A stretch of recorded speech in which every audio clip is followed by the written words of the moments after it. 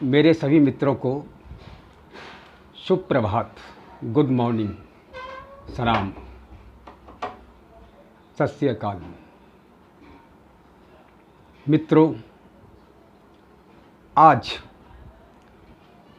हमारी मानव सभ्यता बहुत ही कष्ट के दौर से गुजर रही है। पूरे विश्व में कोविड-19 जैसी वायरस की वजह से आज लगभग 17 करोड़ लोग इससे पीड़ित हो चुके हैं, जिनमें हमारा देश भी अछूता नहीं है। और दुनिया में दूसरे स्थान पर पीड़ित देशों में इस कोरोना महामारी की वजह से हमारे देश का दूसरा नंबर है। इसमें कितने लोगों की जानें चली गईं, कितने निजी क्षेत्र बर्बाद हो गए, कितने लोगों को रोजगार से हाथ धोना पड़ा। हमारे माननीय प्रधानमंत्री जी ने कुछ कमज़ोर वर्गों के लिए सहायता राशि भी प्रदान की, जिनका हम सभी सम्मान करते हैं। लेकिन हमारे देश का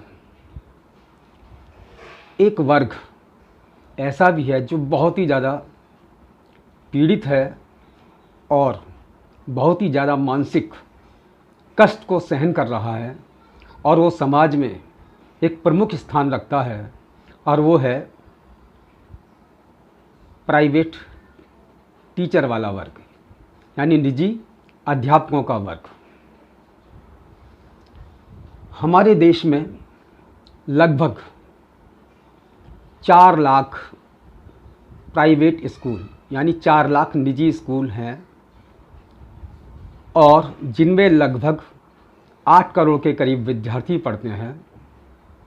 और इन 8 करोड़ विद्यार्थियों को पढ़ाने के लिए निजी स्कूलों में अध्यापकों की कुल संख्या लगभग 40 लाख के आसपास है, जो कि सभी निजी तौर पर ही वेतन प्राप्त करते हैं। अगर देखा जाए तो एक निजी अध्यापक का औसत वेतन लगभग 10,000 ही होता है। अब सोचिए, आज के इस महंगाई वाले समय के दौरान मात्र 10,000 में एक अध्यापक अपने परिवार का गुजारा किस प्रकार करता है। और वो इसीलिए कर लेता है क्योंकि वो एक अध्यापक है, वो एक पढ़ा लिखा है, वो एक रूपरेखा बना लेता है। जहाँ उसको ज़रूरत होती है 2 ब्रेड खाने की, वो सिर्फ एक को ही खाकर गुजारा कर लेता है। अब आप ये मानिए कि अगर हम एक अध्यापक के परिवार के सदस्यों की गणना करें तो लगभग हमने माना एक परिवार के सदस्यों की संख्या 4 है। तो पूरे देश में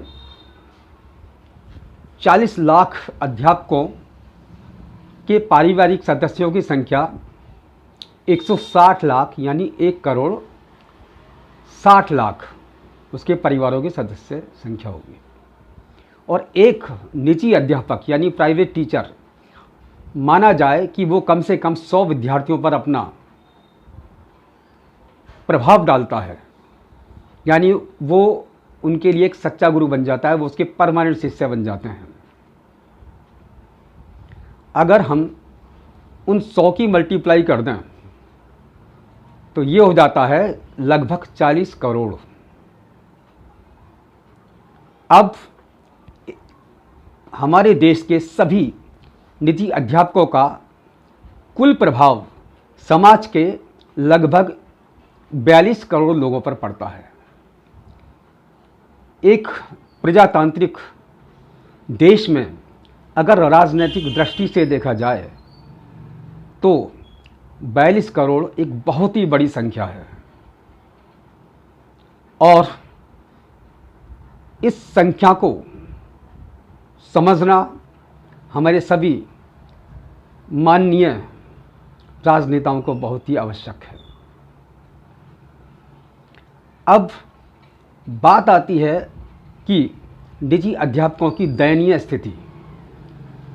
मार्च सन 2020 से जब से सभी प्राइवेट स्कूलों को बंद कर दिया गया है, लगभग 90% अध्यापक वेतनहीन हो चुके हैं और 90% ऐसे अध्यापक हैं जिन्हें वेतन के नाम पर कुछ भी नहीं मिला। सभी स्कूल मालिकों ने भी हाथ खड़े कर दिए, लगभग 90% मालिकों ने, क्योंकि उनके पास एक एक्सक्यूज है कि विद्यार्थियों की फीस नहीं आ पाती है। वो भी अपनी जगह सही हो सकते हैं। अब उनके पास एक असमर्थता जताने के लिए विद्यार्थियों की फीस का मुद्दा होता है, और कुछ लोग अगर सक्षम भी हैं और अगर 10% लोगों को वेतन मिला भी है ऑनलाइन शिक्षा देने से, तो उसका कुल सैलरी का आधा मिला है और कहीं कहीं कुछ भी नहीं मिला है। अब आप सोचिए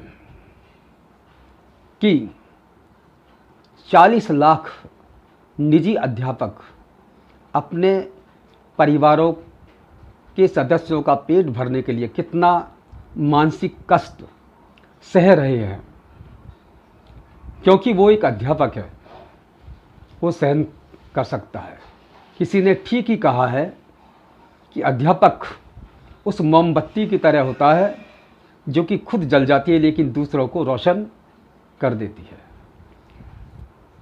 उसी कहावत को चरितार्थ करते हुए आज प्रत्येक अध्यापक अपने आप को जला रहा है और हर दिन सुबह को इसी इच्छा के साथ उठता है कि मैं एक ना एक दिन तो अपने विद्यार्थियों को जरूर ज्ञान रूपी रोशनी से भर दूंगा।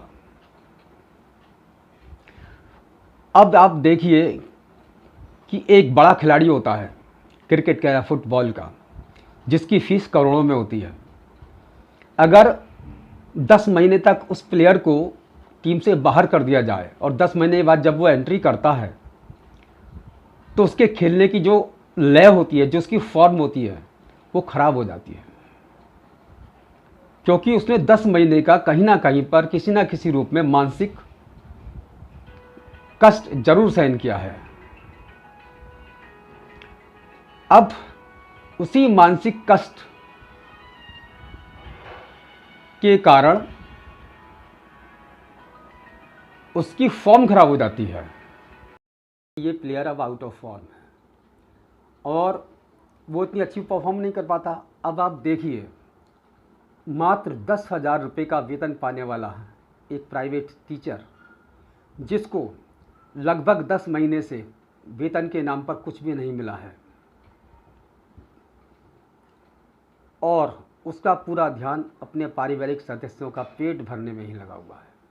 इसके अलावा बीमारियों से भी डरता है, बीमारी में भी उसके खर्चे होते हैं, जो कि बहुत ही ज़्यादा ज़रूरी है। और सबसे बड़ा जो डर बैठा हुआ है वो है आज के ज़माने की भयानक बीमारी, वो है कोरोना जैसी महामारी। और कुछ निजी शिक्षक भी इस बीमारी से प्रताड़ित हुए हैं और अपनी जान से भी हाथ धो बैठे हैं, उनके बच्चे अनाथ हो गए हैं। अब सोचिए कि इतनी मानसिक कष्ट को सहन करते करते वो अपनी टीचिंग फॉर्म को कैसे बरकरार रखेगा। 40 लाख टीचर 8 करोड़ विद्यार्थियों को पढ़ाता है और लगभग 40 करोड़ लोग उससे प्रभावित होते हैं। अब सोचिए, समाज का इतना बड़ा वर्ग शिक्षा के अभाव में कितना कष्ट उठा सकता है। शिक्षा एक वो हथियार है जो किसी भी देश की अर्थव्यवस्था को मजबूत करने के लिए एक रीढ़ का काम करती है, की फैक्टर का काम करती है। अगर शिक्षा ही नहीं होगी तो हमारे देश की अर्थव्यवस्था धरी रह जाएगी। एक तरफ हम सपना देखते हैं विश्व गुरु बनने का, लेकिन जब 40 लाख शिक्षक कुछ समय के बाद स्कूलों में जाएंगे तो उनकी गुणवत्ता की क्या गारंटी होगी? कहीं ना कहीं शुरुआत का समय उनको अपनी गुणवत्ता सुधारने में ही गुजर जाएगा। और जब हमारे देश की शिक्षा की गुणवत्ता पर इतना कुप्रभाव पिछले 10 महीनों से तो पड़ रहा है और आने वाले समय में और भी ज़्यादा पड़ेगा, तो कहीं ना कहीं हमारे देश की अर्थव्यवस्था को भी चोट पहुंचाएगी। अब मैं तो यही बात कहूँगा कि हमारे प्राइवेट टीचर्स की इस दयनीय स्थिति को देखते हुए अपने माननीय प्रधानमंत्री जी से यही अनुरोध करता हूँ कि न्यूनतम सहायता राशि जो भी संभव हो सके हमारे सभी निजी अध्यापकों को उपलब्ध कराई जाए। तो ये ईश्वर, ना केवल ईश्वर की नज़रों में बल्कि सभी महापुरुषों की नज़रों में जो हमारे देश में पैदा हुए हैं, जिनको हमने पूजा है, स्वामी विवेकानंद जैसे, रामचंद्र परमहंस जैसे विद्वान लोग, महात्मा गांधी जैसे, वो लोग जिनको हम कहते हैं, या भगवान राम जैसे, या अब्दुल कलाम जैसे, एक महान वैज्ञानिक अब्दुल कलाम जैसे, कहते हैं ये इतनी उच्च कोटि की परम आत्मा से बने हुए लोग थे कि जिनकी ऊर्जा को कभी हम ये नहीं कह सकते उनकी आत्मीय ऊर्जा के कि वो ख़त्म हो गई है। उनका वजूद ज़रूर कहीं ना कहीं रहता है। वो भी आज के हालात पर